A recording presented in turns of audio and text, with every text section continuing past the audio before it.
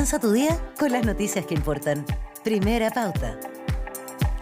7:38 de la mañana y ya tenemos aquí en estudio a nuestro invitado de hoy, el señor Luis Cordero, subsecretario del Interior, a quien le agradecemos mucho estar aquí. Él siempre viene presencial tempranito. Así es. Porque es distinto Muy buen conversar. día, sí. Muy buenos días. ¿Cómo le va? Mejor conversar en persona. Así es. A ver, tenemos un Ministerio de Seguridad aprobado. Bueno, ayer tuvimos reforma previsional. Me imagino que en el gobierno hay varias sonrisas dando vuelta respecto a lo que ha pasado en estos días. O sea, sí, pero yo me quedo con un dato y con una imagen. El dato es haber logrado esta reforma después de casi 19 años de que se inició su necesidad. Y la imagen es ese abrazo de Janet Jara con Mario Marcel. Impresionante ese abrazo, porque Mario Marcel es que él, que es como el hombre fuerte ahí, él como Sí. volcado, digamos, sobre como el pecho de la ministra, como en una imagen de que fue muy difícil y también como ella muy contenedora. Es bien interesante esa imagen. Sí, yo creo que refleja, por eso yo creo, Sí. con un dato y con una imagen, esa imagen yo creo que refleja muchas cosas. ¿Qué cosa?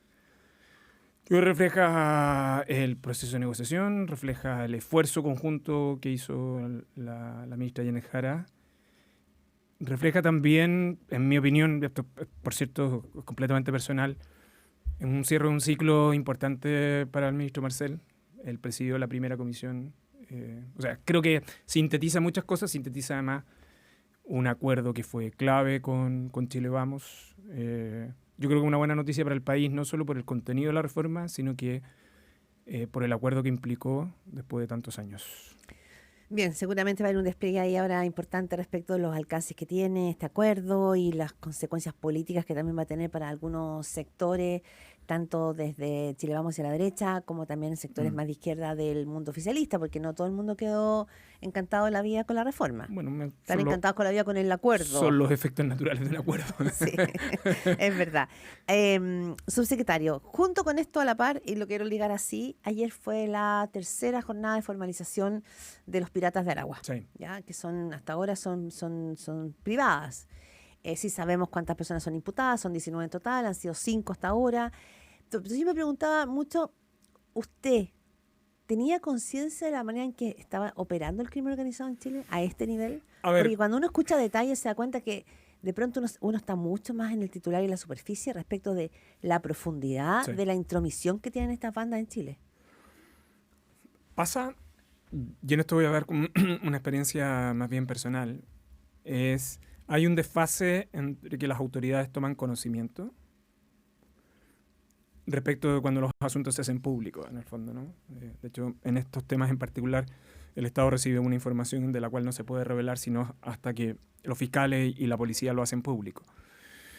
Pero yo solo quiero recordar que la persecución penal y las investigaciones policiales contra el Tren de Aragua y cualquiera de sus facciones comenzaron en el 2021.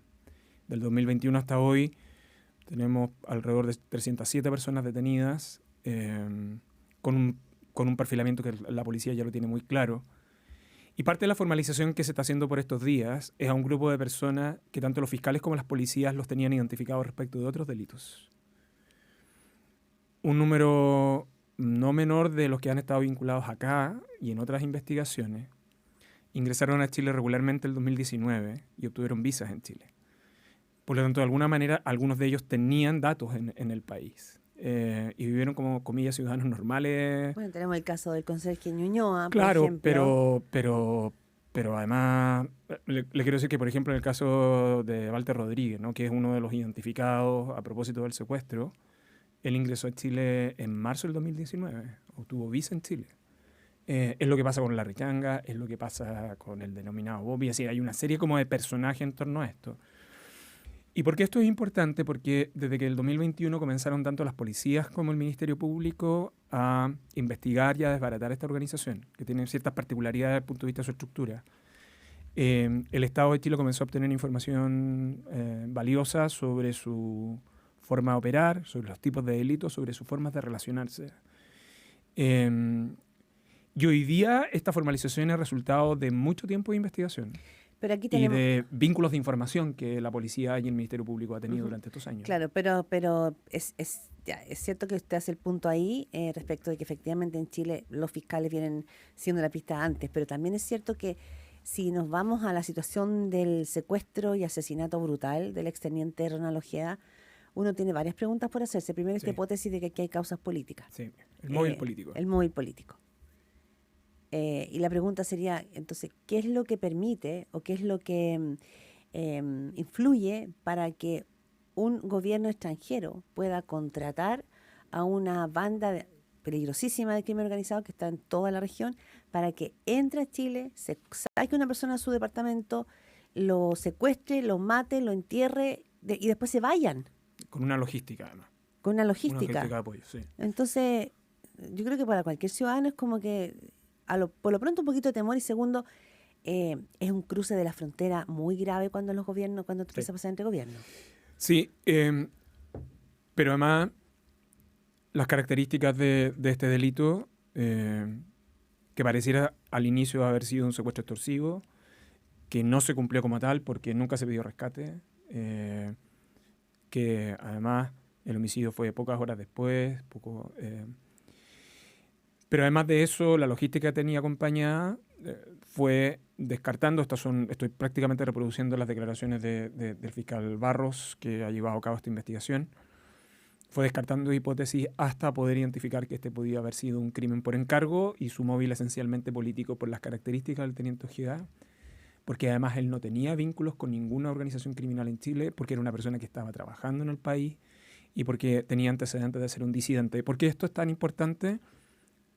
Porque Chile ha sido un especial promotor de la misión independiente de Naciones Unidas para el caso de Venezuela, que ha venido funcionando desde el 2014 y que ha documentado varios delitos de lesa humanidad del Estado venezolano, donde algunos de ellos han coincidido en la persecución de opositores políticos, incluyendo fuera de la frontera en Venezuela. Y por eso, desde ese punto de vista, además de la persecución penal, el país ha estado especialmente atento a lo que esto implica, no solo desde el punto de vista de las consecuencias para el país, sino que también del seguimiento directo que el país ha realizado y el apoyo incondicional que el país le ha dado a la misión independiente. Ahí hay una gran cantidad de información que quienes tengan tiempo pueden visitar el sitio web del Consejo de Derechos Humanos y de la misión especial, que todos los septiembre está emitiendo estos informes. Pero el gobierno, ya, esa es una parte, ¿no? El rol de Chile respecto del respeto a los derechos humanos. Yo lo estoy llevando al área política. Primero, cuando yo escuchaba al fiscal Barro, al fiscal nacional, a la ministra Carolina Toá y a usted, subsecretario Luis Cordero, señalando que, de alguna manera, acreditando esta hipótesis de que acá hay un móvil político, ¿esto se puede configurar solo a través de los testimonios de las personas que han sido detenidas o hay más información? Porque si es por solo testimonio, puede caerse esa hipótesis. Hay dos cosas que son distintas. Ya. Los testimonios que están vinculados a quién pudo haber hecho ese encargo, que es un testimonio, y otras son la investigación más general, que ha descartado otros móviles que ha permitido llevar al fiscal Barros a la convicción del móvil político como crimen por encargo, que son dos hipótesis distintas en el fondo, ¿no? ¿Quién comete el delito y cuál es el móvil que está detrás de él? Y la formalización está comenzando, los antecedentes están siendo entregados en cada una de las audiencias, la estructura, la forma en que operaron, la logística que utilizaron. Y a partir del término de la formalización, el Ministerio Público va a tener un plazo judicial para su investigación. Y yo creo que la cantidad de antecedentes van a ser entregados ya después en la acusación, en el fondo. Pero por cierto, hasta ahora la investigación del Ministerio Público en torno a la evaluación sobre el móvil que está detrás del homicidio del teniente Ojeda son bastante consistentes. Otra cosa distinta son las personas concretas que pudieron haber hecho ese encargo, que esa es otra discusión, son otro tipo de antecedentes, pero la primera hipótesis es la que ha trabajado el fiscal Barro y que el gobierno ha mirado con mucha atención. Ya, y el gobierno ya tiene decidido este paso de hacer presente esta situación en la Corte Penal Internacional. Sí, Penal Internacional. Toma decisión. ¿Es suficiente algo así si se acredita este delito, es decir, que un gobierno extranjero envía a matar a un refugiado político a otro país? Ahí, de nuevo, la Corte Penal Internacional está sujeta a un principio de complementariedad, es decir, juzga si en el país donde se cometió el delito no se produce el juzgamiento. Chile está investigando el asesinato del teniente Ojeda. Otra cosa distinta es si de los antecedentes que reúnen esta investigación son indicios, elementos o antecedentes útiles para la investigación que la Corte Penal Internacional tiene abierta en el caso de Venezuela. Y es una decisión del Estado de Chile que se evaluará conjuntamente con la Cancillería y que, por cierto, tal como lo ha dicho la ministra Toá, es un asunto que nosotros estamos observando con atención. Uh-huh. Hablamos esta mañana aquí en Primera Pauta con el subsecretario del Interior, Luis Cordero. Otro punto esencial cuando estamos hablando de bandas de crimen organizado y está en curso, digamos, esta jornada de formalización es si estos delincuentes llegan a las cárceles de nuestro país. ¿Está asegurado que van a terminar operando, que finalmente se quedan? Pero lo que hemos visto en otros países es que, el propio Tren de Aragua crece desde la cárcel. En Sao Paulo las grandes bandas operan desde la cárcel, en México también. Me imagino que el sistema carcelario chileno tendrá que estar preparándose en caso de que estos señores entren a la cárcel o que se puedan extraditar estas otras figuras que están fuera.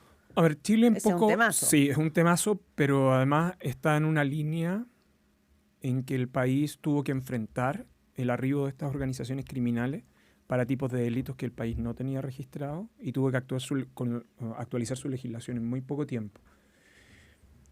Y yo creo que a ratos tendemos, como ponemos tanto énfasis en las discrepancias, ponemos poco énfasis en los acuerdos. En parte de los acuerdos de seguridad significativo tiene que ver con esto. Chile entonces tuvo que actualizar su legislación, sus mecanismos de investigación, la forma en que trabajan las policías. Y yo creo que en eso se han tenido avances bien significativos. Y por lo mismo, si uno quiere hacer creíble el sistema de enjuiciamiento criminal, y esta idea, el país va a perseguir a estos delincuentes, con cualquiera sea la víctima, contra quien cometen esos delitos, aun cuando sean estas personas irregulares. Y si se arrancan de Chile, los vamos a perseguir afuera y vamos a pedir sus extradiciones. Implica un desafío para el sistema penitenciario chileno. Ahí también hay un impacto. Eso explica no solo el plan de inversiones, el proyecto de ley que crea la unidad especial de máxima seguridad con una entidad distinta al interior de Gendarmería y que se encuentra en el Congreso y exige mirar la segregación penitenciaria de un modo completamente distinto como lo hemos estado observando hasta ahora. E importa, entre otras cosas, porque lo que sabemos perfectamente es que la cárcel, sobre todo cuando tiene sobrepoblación, tiende a generar condiciones propicias para que organizaciones criminales utilicen la cárcel para ese fin, en el fondo, para organizarse. ¿Por qué la sobrepoblación incide en Por eso? una razón muy simple, porque está ampliamente documentado que las organizaciones criminales tienen mayor facilidad de reclutamiento cuando tienen sobrepoblación porque no hay segregación y segundo, porque terminan utilizando como reivindicación propia las condiciones en las cuales están cumpliendo condena, las condiciones sanitarias. Por eso la necesidad de separarlos. Y por eso la necesidad de segregarlos eficazmente para evitar ese tipo de situaciones. Ahora, esto sucede en momentos donde finalmente, ¿no sé, esto fue promulgado el Ministerio de Seguridad? Así es. Esta semana nosotros entrevistamos acá a Felipe Arbó, ex subsecretario del Interior también, y si bien valoraba la creación de este ministerio, es como que él planteó las cosas que le parecían que quedaron desconectadas. Ahora, yo creo que Felipe tiene una opinión sobre un modelo de Ministerio de Seguridad que él la expuso durante la discusión, que el Congreso tuvo una opinión distinta nada más. No, pero él plantea algo que me parece relevante, que él dice que no puede quedar la seguridad fuera del Ministerio de Seguridad, la inteligencia, porque dice, al quedar la inteligencia, entonces va a ser un Ministerio de Seguridad como sin dientes o con dientes limados. No, yo creo que eso tiene que ver con un equivocado concepto de la inteligencia. ¿Ya? Porque sería lo mismo. El régimen de inteligencia, que además uno de los acuerdos, nosotros acabamos de haber despachado ahora en enero de la Comisión de Defensa, después de 7 años de tramitación, ahí el proyecto de ley de inteligencia. La inteligencia es del Estado, no es una de los tipos de inteligencia, la inteligencia policial para los temas de seguridad. Otra de las que está vinculada a los temas de defensa. y otra que tiene que ver con la inteligencia más bien prospectiva para el Estado. Y creer que la inteligencia es exclusivamente y con el único propósito en materia de seguridad, orden público, policial, es una visión más bien restringida de la inteligencia.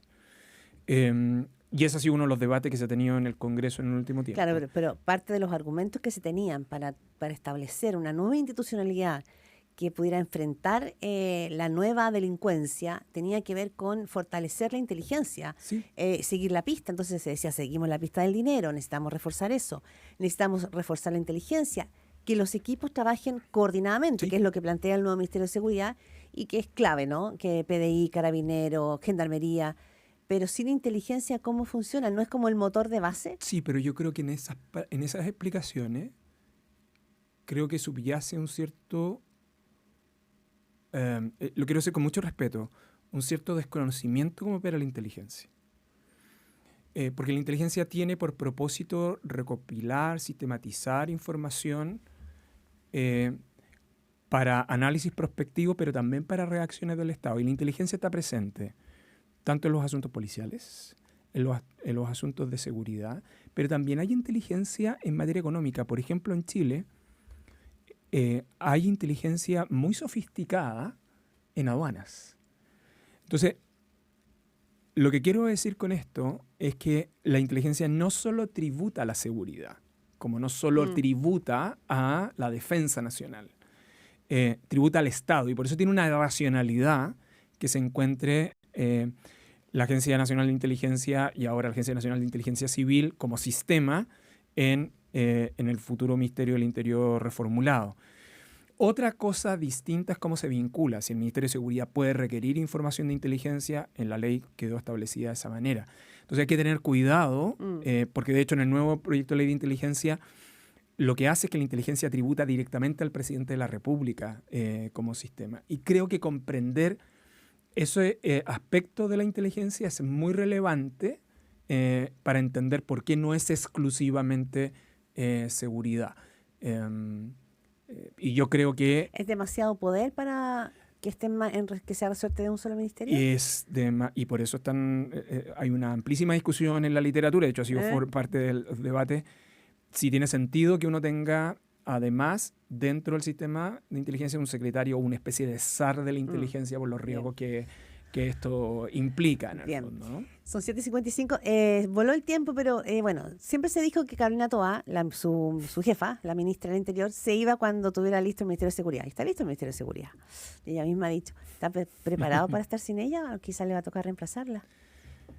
La ministra Loada, yo creo que yo lo he dicho en otro momento, es probablemente, creo yo, de las líderes más talentosas de su generación. Y bueno, yo creo que ha sido clave en la forma y modo en que se ha podido avanzar en la estrategia y en los acuerdos en materia de seguridad. Lo que pueda suceder, ella lo ha dicho estos días, es parte de una decisión y una reflexión que está llevando a cabo ella y que probablemente ella será la que deberá informar sobre esa decisión. No digo porque si es que ella se va, usted va a quedar como de reemplazo. No lo sé, estos cargos son de exclusiva confianza del presidente de la República. Sí. Ya sabía que venía esa respuesta. Luis Cordero, subsecretario del Interior, muchísimas gracias por estar aquí en Primera Pauta y arrancar este último jueves de enero, 30 de enero. Así es. ¿Toma vacaciones? No tomo vacaciones, solo a las personas que tienen intercambio de temporada, que se cuiden mucho y que sobre todo son periodos de altas temperaturas, entonces hay que tener responsabilidad también en materia para prevenir incendios, que es una de mis preocupaciones del verano. Ah, sí, es verdad, por esa razón se queda trabajando el subsecretario Cordero. Muchísimas gracias. No, por favor.